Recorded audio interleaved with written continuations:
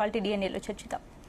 భరత్, ఫిరాయింపుల case supreme court మళ్ళీ వాయిదా వేసింది. ఏప్రిల్ 2వ తేదీకి వాయిదా పడింది కదా, అసలు ఈ కేసులో ఏం జరగబోతుంది అనుకోవచ్చు? సో ఇవాళ జరిగిన ఆర్గ్యుమెంట్స్ గురించి నేను ప్రముఖంగా చెప్తాను. కోర్టులో ఏం జరిగింది అన్నది యాస్టీస్ గా. ఇది జస్టిస్ బిఆర్ గవాయ్ నేతృత్వంలోని ధర్మాసనం ముందుకు కేసు విచారణకు వచ్చింది. ఈ బిఆర్ గవాయ్ సుప్రీంకోర్టు జడ్జి ఎవరంటే, గతంలో మహారాష్ట్ర కేసులో 3 నెలల్లోపు సుప్రీంకోర్టు నిర్ణయం తీసుకోవాలి మహారాష్ట్ర డిఫెక్టెడ్ ఎమ్మెల్యేస్ విషయంలో. అప్పుడు మనకు గుర్తునే ఉంటుంది, ఉద్ధవ్ ఠాక్రే శిబిరంలోంచి శివసేన ఎమ్మెల్యేలు జంప్ అయి ఏకనాథ్ షిండే చాలా మంది అన్నారు వెన్నుపోటు పొడిచాడు ఉద్ధవ్ ఠాక్రే అని చెప్పి. ఏకనాథ్ షిండే ముఖ్యమంత్రి అయిపోయాడు. తెలంగాణలో కూడా ఏకనాథ్ షిండేలు వస్తారని చెప్పి అప్పుడు కామెంట్ చేసిన సందర్భం ఉంది. సో ఏకనాథ్ షిండే మొత్తం ఫేమస్ అయిపోయాడు. సో ఏకనాథ్ షిండే వర్గపు ఎమ్మెల్యేలు ఉద్ధవ్ ఠాక్రే నుంచి ఏకనాథ్ షిండేకి ఎమ్మెల్యేలు పోయినప్పుడు ఏకనాథ్ షిండే ముఖ్యమంత్రి అయినాడు బీజేపీ సపోర్ట్తో.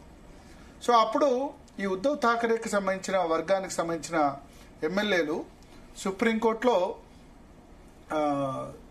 పిటిషన్ ఫైల్ చేశారు. పిటిషన్ ఫైల్ చేసినప్పుడు అప్పుడు సుప్రీంకోర్టు 5 సభ్యుల రాజ్యాంగ ధర్మాసనం జస్టిస్ చంద్రచూడ్ నేతృత్వంలో ధర్మాసనం ఒక తీర్పు ఇచ్చింది. ఏంటంటే స్పీకరు 3 నెలల్లోపు నిర్ణయం తీసుకోవాలి వీళ్ళ విషయంలో. ఎందుకంటే స్పీకర్ అక్కడ కూడా సేమ్ ఇట్లే పెండింగ్ లో పెట్టాడు, ఏకనాథ్ షిండే వర్గం ఎమ్మెల్యేలు ఫిరాయించారా లేదా అని చెప్పి.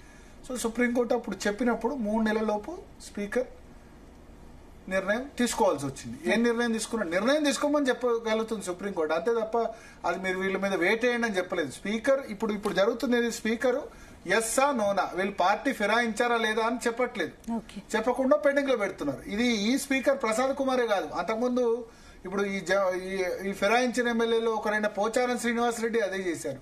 అంతకుముందు మన్సూరాచారి కూడా అదే విధంగా డిలే చేశారు. డిలే చేసి బీఆర్ఎస్ ఏం చేసింది, వీళ్ళని చేసుకుంది. ఒక 6 నెలలు డిలే చేసి అందరు ఒకసారి జైన్ కాలేదు. అప్పుడు టీడీపీ ఎమ్మెల్యేలు ఫిరాయించారు ఫస్ట్ టర్మ్ లో, కాంగ్రెస్ ఎమ్మెల్యేలు కూడా 8 మంది ఫిరాయించిన పరిస్థితి. సేమ్ సెకండ్ టర్మ్ లో అయితే కాంగ్రెస్ ఎమ్మెల్యేలు 19 మంది గెలిస్తే 13 మంది జంప్ అయిపోయి కేవలం 6 మిగిలిన పరిస్థితి. 12 మంది జంప్ అయ్యారు. ఉత్తమ్ కుమార్ రెడ్డి ఒకడు ఆయన ఎంపీగా గెలవడంతో రిజైన్ చేయాల్సి వచ్చింది. సో ఇక్కడ మనం ప్రధానంగా చూడాల్సింది ఏంటంటే, ఈ మహారాష్ట్ర కేసులో ఏదైతే జడ్జిమెంట్ ఇచ్చారో ఆ మహారాష్ట్ర జడ్జిమెంట్ తెలంగాణ కేసులో అప్లై చేయమని బీఆర్ఎస్ పార్టీ అడుగుతోంది.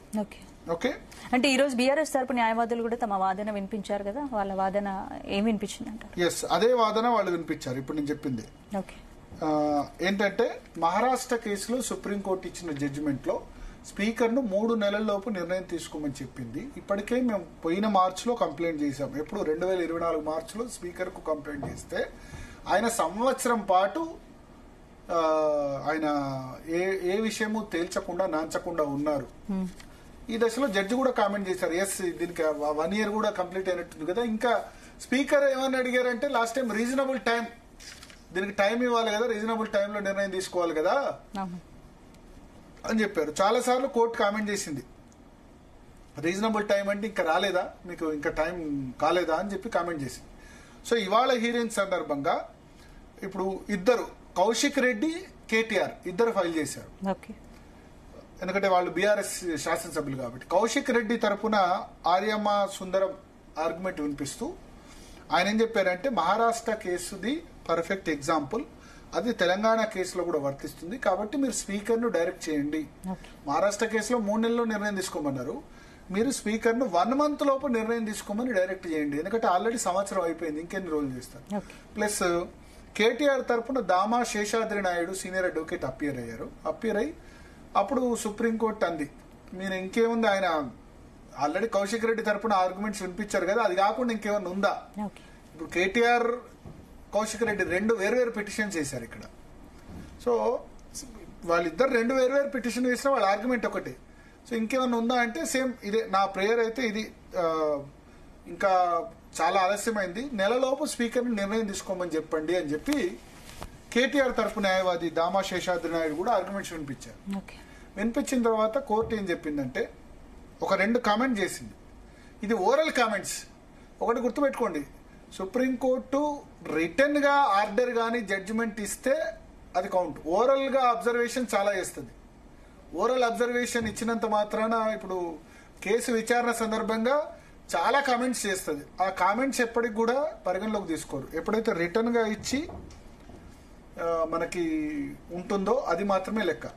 సో ఓరల్ కామెంట్స్ ఏం చేసిందంటే, గతంలో హైకోర్టు ఇచ్చిన తీర్పు ప్రైమాఫిసి అంటే ప్రాథమికంగా మాకు అబ్జర్వ్ చేస్తే హైకోర్టు ఇచ్చిన తీర్పు కొంచెం తప్పులాగా అనిపిస్తుంది అని సుప్రీంకోర్టు కామెంట్ చేసింది. హైకోర్టు ఏమిచ్చింది? హైకోర్టు సింగిల్ బెంచ్ వీళ్ళకి అనుకూలంగా ఇచ్చింది బీఆర్ఎస్ కి. డివిజన్ బెంచ్ ఏమిచ్చింది? మేము స్పీకర్ ను నిర్దేశించలేము. జస్టిస్ అలోక్ ఖరాదే నేతృత్వంలో హైకోర్టు చీఫ్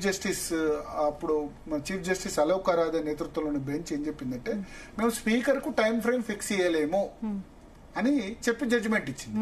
సో ఆ జడ్జిమెంట్ ఏదైతే ఉందో సుప్రీంకోర్టు ప్రైమరీ ఇవాళ అబ్జర్వేషన్ సుప్రీంకోర్టు స్పీకర్ నిర్ణీత గడువులోగా నిర్ణయం ప్రకటించాలని ఆదేశించే అవకాశం ఉందంటారా? ఉంది కాబట్టి ఆ విధంగా కామెంట్ చేసింది. హైకోర్టు ఏదైతే డివిజన్ బెంచ్ నిర్ణయం తీసుకుందో అది మాకు కరెక్ట్ గా ఉన్నట్టు అనిపించట్లేదు. మహారాష్ట్ర లాంటి కేసే ఇది. మహారాష్ట్రలో గతంలో ఈయన సుభాష్ దేశాయ్ పిటిషనర్, సుభాష్ దేశాయ్ కేసు అన్నది సుభాష్ దేశాయ్ వర్సెస్ అక్కడ మహారాష్ట్ర స్టేట్ ఆఫ్ మహారాష్ట్రలో సుభాష్ దేశాయ్ వర్సెస్ స్పీకరో ఏదో కేసు ఉంది. ఆ కేసు ఇక్కడ కూడా వర్తించేటట్టు మనకు అనిపిస్తుంది. ఎందుకంటే హైకోర్టు అది 5 సభ్యుల రాజ్యాంగ ధర్మాసనం కేసు విచారించి నిర్ణయం తీసుకుంది. ఆ 5 సభ్యుల రాజ్యాంగ ధర్మాసనంలో ఇప్పుడు బిఆర్ గవాయి కూడా ఒక సభ్యుడు. సో ఆ తీర్పు ఇచ్చిన దానిలో ఇప్పుడున్న న్యాయమూర్తి ఎవరైతే ఉన్నారో బిఆర్ గవాయి, ఆయన కూడా ఒక సభ్యుడిగా ఉన్నారు. సో అందుకని